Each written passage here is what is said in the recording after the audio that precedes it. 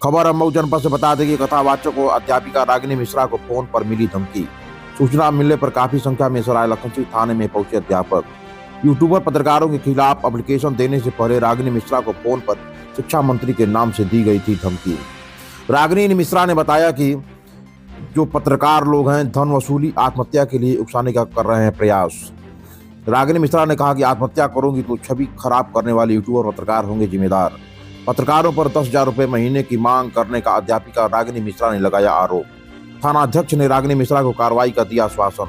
सराय लखनसी थाना क्षेत्र के रणबीरपुर गांव में स्थित कंपोजिट विद्यालय का है मामला।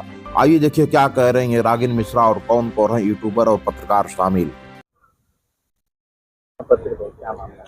जी मैं डॉक्टर रागिनी मिश्रा कंपोजिट विद्यालय रणबीरपुर में शिक्षिका के पद पर आसीन हूँ और जैसा आप सब लोग जानते हैं इसलिए मैं उस बात को नहीं करूँगी, लेकिन आज मैं आई हूँ न्याय के लिए और बिल्कुल मैंने आज पत्र प्रेषित दिया है आदरणीय सर को, और वो ये है कि संज्ञान में देने के लिए नाम इन लोगों का जो तथाकथित जो यूट्यूबर कह लीजिए, ब्लॉगर कह लीजिए, जो सबको परेशान करने का काम करते हैं, जिसमें से कई लोग हैं। एक अभिषेक सिंह है, राहुल सिंह करके हैं और संजय यादव जी हैं और एक विनय ज्ञानचंद करके और एक अमित चौहान। हाँ, इन लोगों द्वारा राजीव शर्मा जी भी एक करके हैं। तो उन लोगों द्वारा मुझसे 10,000 रुपए महीने की मांग की गई और उनका काम ही यही है कि जो भी अगर कोई प्रतिष्ठित पद पर है तो उन लोग का कार्य यही है कि उन लोग को ब्लैकमेल करना, झूठे किसी फर्जी आरोप में फंसाने का दावा करके और वो लोग पैसा वसूल करना चाहते हैं ताकि उनकी जीविका चलती रहे।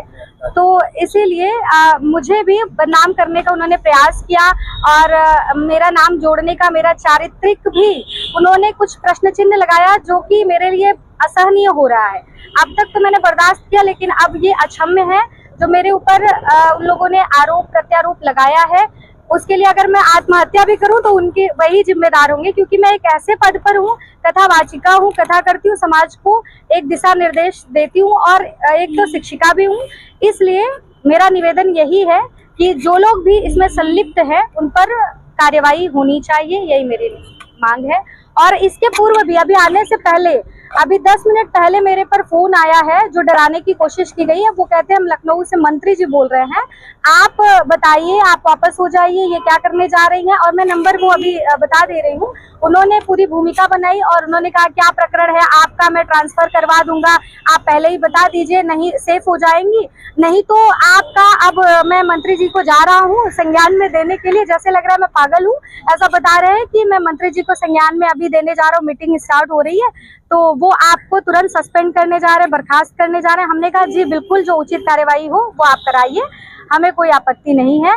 तो ऐसा उन लोगों ने सोचा कि मैं पीछे हट जाऊंगी। मंत्री के नाम से फोन किया था। ये शिक्षा मंत्री करके कह रहे हैं कि शिक्षा मंत्री है कोई, और उन्होंने फोन करवाया मुझे, फोन किया, शायद मेरे पास रिकॉर्डिंग भी है, तो वो भी मैं आप सभी को अवश्य प्रोवाइड करा दूंगी।